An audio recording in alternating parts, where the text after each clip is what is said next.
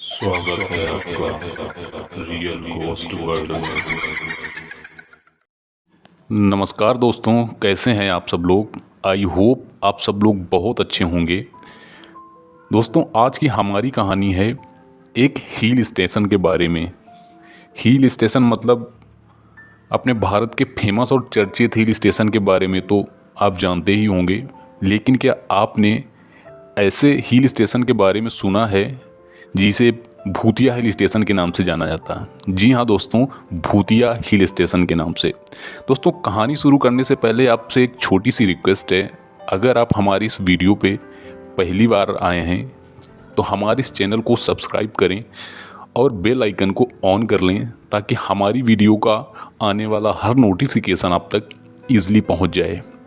जी हाँ दोस्तों, हम बात करने वाले हैं आज वेस्ट बंगाल के एक हिल स्टेशन के बारे में। आपकी जानकारी के लिए बता दें कि उस हिल स्टेशन को भूताहा हिल स्टेशन के नाम से जाना जाता है। दोस्तों, हम बात कर रहे हैं दार्जिलिंग में स्थित कुर्सियांग हिल स्टेशन के पास डाउ हिल स्टेशन के बारे में। कहते हैं इस हिल स्टेशन में स्थित एक स्कूल है जिसका मैं इस वीडियो में नाम नहीं लेना चाहूँगा। उस स्कूल को भी भूताहा माना जाता है और ये स्कूल करीब 100 सालों पुराना है। कहते हैं इस हिल स्टेशन की जंगल की हवा, स्कूल के अलावा सड़क भी बहुत डरावनी है। अपने भयानक डरावनी बातों की वजह से ये डाउ हिल काफ़ी प्रचलित है। कहते हैं सूरज ढलने के बाद इन सड़कों पर आदमी तो क्या, परिंदा भी जाने से डरता है। दोस्तों, आज हम आपको बताएंगे इसी हिल स्टेशन में एक स्टूडेंट ग्रुप पे हुई सच्ची घटना के बारे में। दोस्तों, हम बात कर रहे हैं आज राजेश नाम का एक स्टूडेंट था जो IIM कोलकाता में MBA कर रहा था। उसने हाल ही में वहाँ पे इंट्रेंस देके कॉलेज ज्वाइन किया था। तो उसे वहाँ घूमने के लिए दिमाग में उसके आइडिया आता है और घूमने के बारे में सोचा। जब उसने ये सोचा तो अपने दोस्तों के बारे में इस बात को शेयर किया कि चलो हम लोग ऐसी जगह पे चलते हैं जहाँ वो लोग बहुत कम जाते हों, मतलब काफ़ी अंडर रेटिंग जगह हों, वहाँ पे हम लोग चल के एक्सप्लोर करते हैं। एक दिन वो अपने दोस्तों के साथ प्लान बना रहा था तो उसको डाउ हिल के बारे में पता चलता है। डाउ हिल की रोमांचक बातें और भूतिया बातें उसको अपनी तरफ अट्रैक्ट कर रही थीं। वो इस जगह जाने के लिए काफ़ी तेज़ी से बेताब हो रहा था।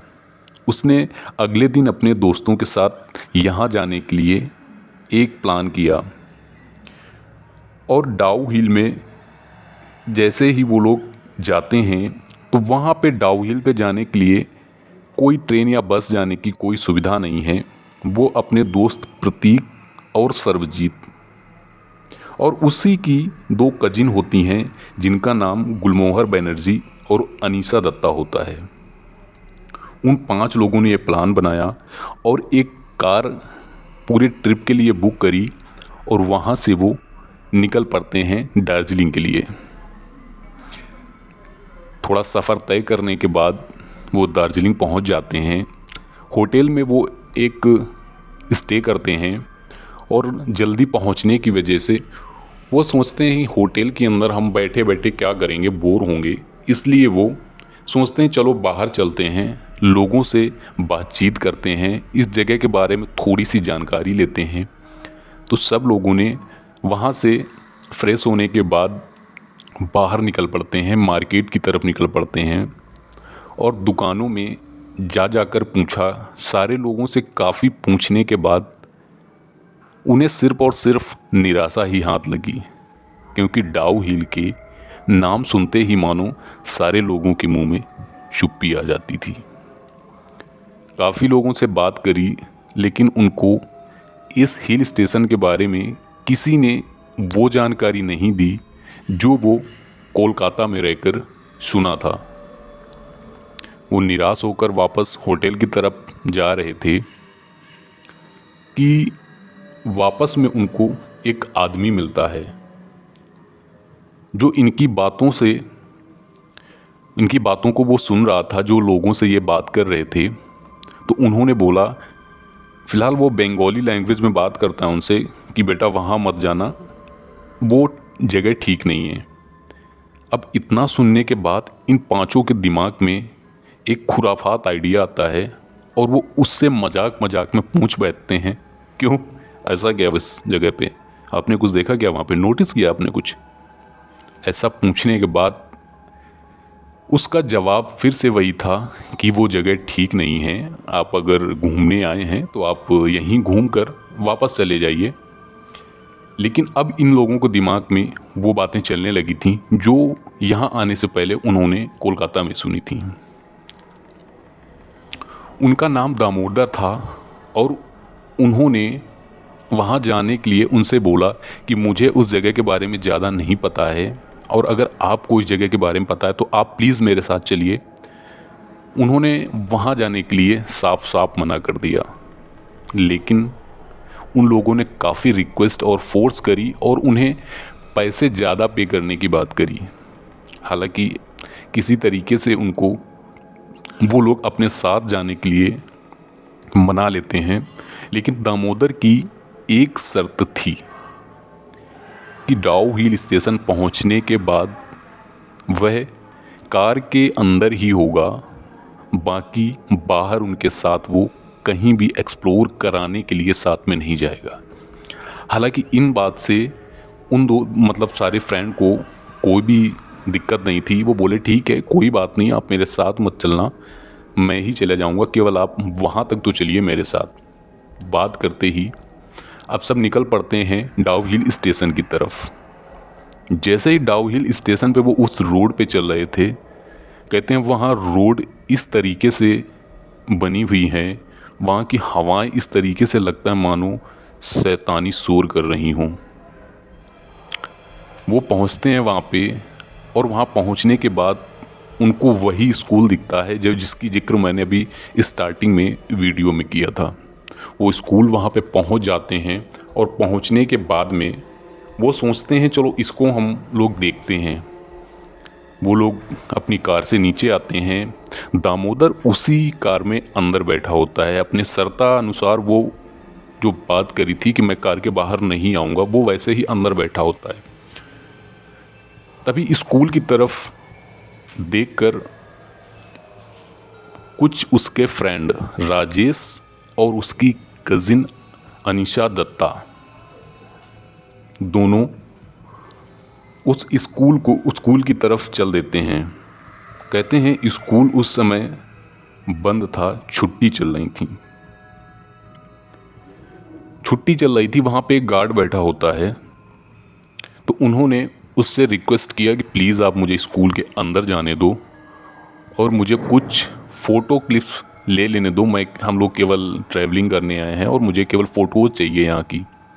काफ़ी रिक्वेस्ट करने के बाद में वो उन दोनों दोस्तों राजेश और अनीशा को अंदर जाने के लिए अनुमति दे देता है। वो दो उधर थे और तीन दोस्त इधर, सर्वजीत और उसकी वो कजिन गुलमोहर बनर्जी और प्रतीक, दोनों एक चर्च की तरफ चले जाते हैं जो वहाँ की सबसे फेमस चर्च है। काफ़ी उसकी भी किस्से कहानियाँ हैं चर्च की, तो वो उसको देखने के लिए चले जाते हैं। जैसे ही राजेश अंदर एंटर करता है स्कूल के, उसे कुछ अजीब सा वातावरण वहाँ का महसूस होता है, लेकिन वो देखने आए थे तो वो आगे बढ़ते रहे। और वो जैसे ही एक क्लासरूम के बगल से गुजर रहे थे, उन्हें मानो इस तरीके की आवाज़ सुनाई दी जैसे कि क्लास में कोई बच्चे आपस में बात कर रहे हों।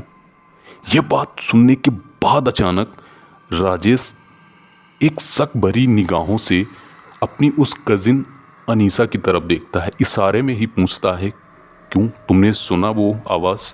इशारे में अनीसा भी उससे यही सवाल करती हैं, हाँ मैंने सुना, क्या तुमने वो आवाज़ सुनी? ये दोनों आपस में इशारे करने के बाद धीरे धीरे उस क्लासरूम की तरफ बढ़ रहे थे। क्लासरूम की एक विंडो टूटी हुई थी जिसमें छोटा सा एक छेद था। उन्होंने उस छोटे छेद से अंदर देखने की कोशिश करी कि इस क्लासरूम में ऐसा क्या है कि बंद होने के बावजूद भी कुछ आवाज़ें आ रही हैं। उन्होंने अंदर देखा ही था कि बेंच की एक सीट पर एक डार्क शैडो उनको दिखाई देती है। उसकी आंखें लाल थीं, बाकी सिर्फ काला ही नज़र आ रहा था। वो लोग इतना देखकर कुछ समझ पाते कि अचानक से उन्हें किसी ने पीछे से धक्का दिया। वो लोग इतनी तेज घबरा कर चौंके और वापस पीछे पलट कर देखा तो कोई और नहीं, उनका दोस्त सर्वजीत था।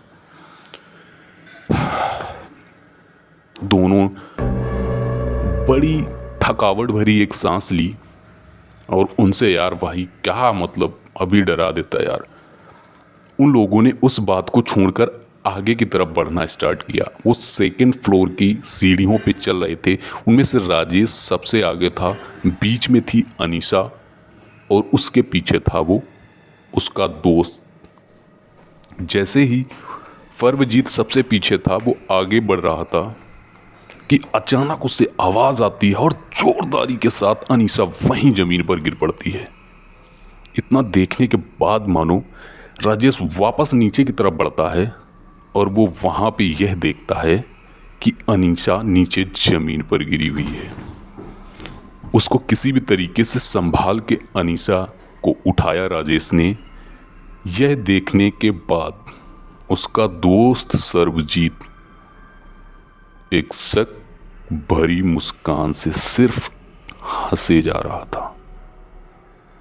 इतना देखने के बाद थोड़ा सा अजीब सा लगा राजेश को, लेकिन तभी अचानक राजेश ने कुछ ऐसा देखा कि मानो यकीनन उनके होश उड़ चुके थे। यह देखने के बाद कि सर्वजीत, जो उसका सर्वजीत दोस्त था, उसका शैडो नहीं था। वो फिर से घबरा कर इशारा करता है अपनी उस दोस्त की तरफ, अपनी कजिन अनीसा की तरफ, कि तुमने कुछ देखा। वो फिर से नहीं समझ पाती है, फिर से वो इशारे में ही इस तरीके से मानो रिएक्ट करती है। क्या यार, इशारों में कुछ नहीं समझ में आ रहा मेरे। उसने वापस बताया कि सर्वजीत की शैडो की तरफ देखो, उसकी शैडो नहीं है। अनीसा ने भी जैसे ही शैडो देखा, वो भी अपनी निगाहों पे यकीन नहीं कर पाई। आँखें फटी फटी मानो बाहर निकली आ रही थी।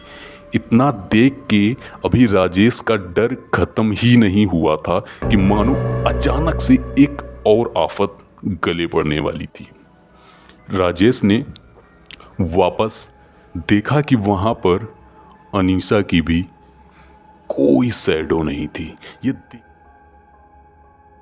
राजेश बुरी तरह से डर जाता है और बाहर की तरफ भागता है। भागते भागते और वो दोनों उसका पीछा करने लगते हैं, अजीब तरीके से आवाज़ें निकालने लगते हैं और उसका पीछा करते हैं। मानो इस तरीके से राजेश को अब सिर्फ समझ में आ चुका था, आज तो बचना नामुमकिन है, क्योंकि सुपर नेचुरल पावर और कहाँ वो एक साधारण सा आदमी। बचना थोड़ा सा असंभव लग रहा था उसको। पूरी स्पीड के साथ जब वो बाहर की तरफ भागता है तो वो अपने दोस्तों की ढूंढने की कोशिश करता है। जैसे ही वो बाहर गया, देखा उसने कोई बाहर नहीं था कि थोड़ी ही देर खड़े हुए थे कि अचानक उनके वो दोस्त वापस, जो 3 लोग वहाँ गए थे, वापस फिर से उसके पास आ जाते हैं। मानो उनको भी कुछ ऐसा दिखा कि वो घबरा चुके थे। लेकिन उनमें से उनके दोस्त 3 नहीं बल्कि 4 दोस्त थे। प्रतीक, सर्वजीत, गुलमोहर बनर्जी और अनीशा दत्ता। इतना देखने के बाद थोड़ा देर भी नहीं लगा उसको ये समझने में कि अभी से लेके स्टार्टिंग से लेके अब तक राजेश के साथ ना तो सर्वजीत था और ना ही अनीशा।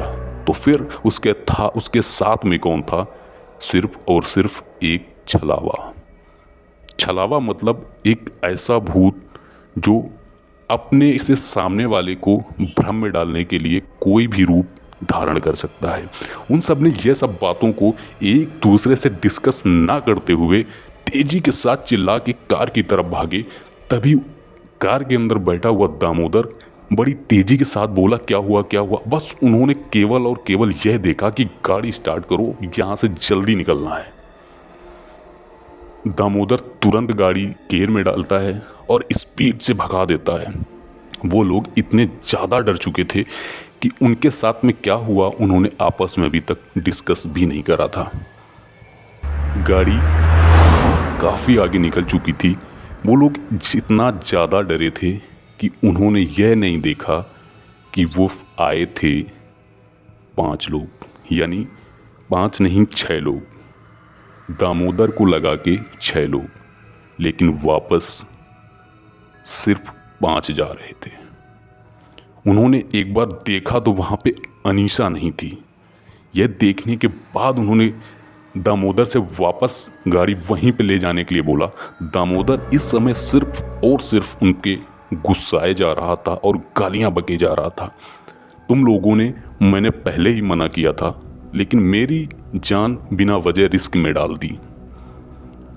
वो लोग करते भी तो क्या, सिर्फ और सिर्फ उसकी बातें सुने जा रहे थे।